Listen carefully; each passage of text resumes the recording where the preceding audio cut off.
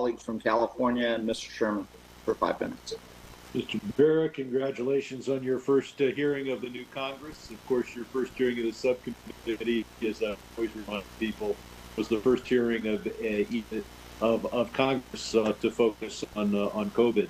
And I want to associate myself with your comments about the AAPI community and understanding that while we may criticize the Communist Party of China, we embrace the AAPI community in our country. We've spent over the last several years $500 million in aid to the government of Myanmar, Burma. That was clearly wrong given their treatment of the Rohingya.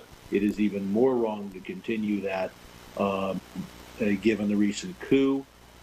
I would hope that we would get ways to turn down the temperature, the naval temperature in the South China Sea. Mr. Haas and Mr. Shriver both pointed out that a critical part of this is our research on new technologies in the future. I need to point out that due to an accounting convenience rule that was established over 20 years ago, all American corporations are punished in their earnings per share, the most important thing to those corporations, when they spend money on research. And this pernicious accounting quirk is probably depressing the amount of research we're doing by 10, 20, maybe even 30%. Reversing it wouldn't cost us a penny. As we see today, witnesses that come before us tend to do it virtually. And this means that we can have witnesses to our full committee or our subcommittee wherever they happen to be, even if they don't come to the United States for convenience reasons or because our State Department won't give them an appropriate visa. Dr. Haas, would it be a good idea for us to have as a witness at a briefing or hearing the Foreign Minister of Taiwan? What message would that send? Well, again, what it would send is another sign of normalization, if you will, between the United States and Taiwan. And I haven't thought about that specific thing, but let me just make a larger point. Dr. Haas, I've got limited time, and I've got to move on. Dr. Haas, I've got limited time, and I have to move on. All of us on this committee and our witnesses live in a world where we get to think of geopolitics and how the world is going to look decades from now. Our constituents live in the real world. They're not worried about the end of the world. They're worried about getting to the end of the month. Every dollar of trade deficit we run with China probably costs us on the order of 10,000 good jobs.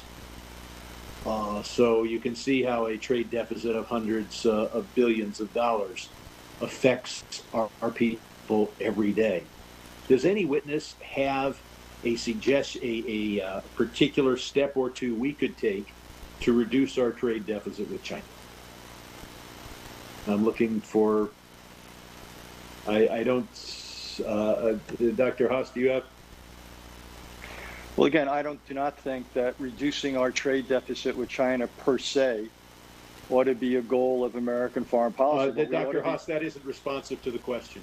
Thank you. I'll go back to my constituents and tell them it shouldn't matter to them. Well, Congressman, if you're going to have, Dr. Haas, this is questions, my time. I thought you would want to let me answer. Third time you've interrupted me. Dr. Haas, please.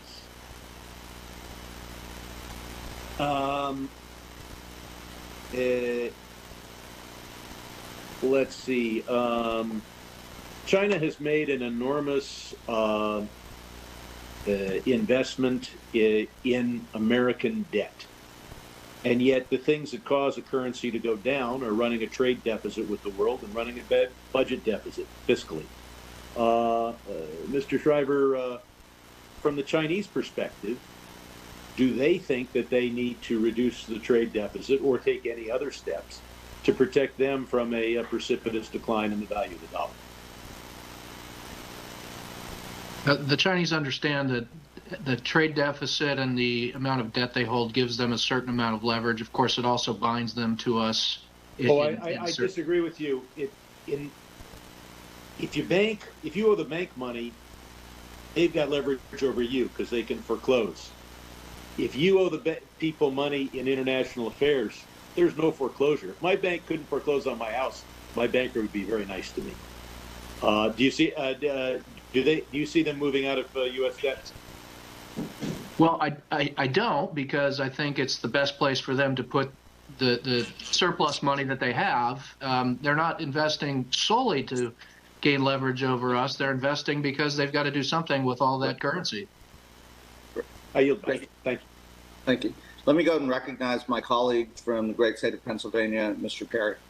5 minutes of questioning.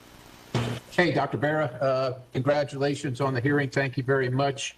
Dr. Haas, I'm going to come to you in a minute and let you respond to my good friend from California, but I do have a question in the meantime for Secretary Shriver. Let me lead up to that for a moment. As the administration embarks on establishing the Indo-Pacific strategy, I hope to discuss perhaps one of the more pressing issues relating to the region, at least in my opinion, and that's the security of Taiwan.